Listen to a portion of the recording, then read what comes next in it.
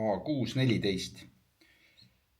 Nüüd me kaldume teise astme helistiku C-tuuris või teise astme akordi. C-tuuris on ta siis D-moll ja tema dominant, D-molli dominant on A7. Hakkan jälle tertsi meloodilisest seisust. 3 kõla. Nüüd tuleb A7 ja ma näen, et E pean paika jätma, mis on A7 kvint. Siin ta näitab des, aga tegelikult see on siis cis-noot. Vaadake pigem, nagu ma ikka ütlen, klaviatuuri.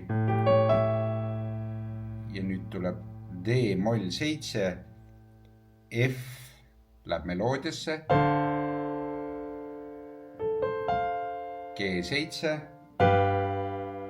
Ilma kvintita. 4-hääline seade, eks ole, ja 3 kõlasse tagasi. Mängin koktav alt poolt. A7. Septim on siin.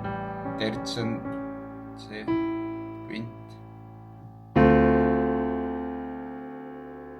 Terts, septim, kvint.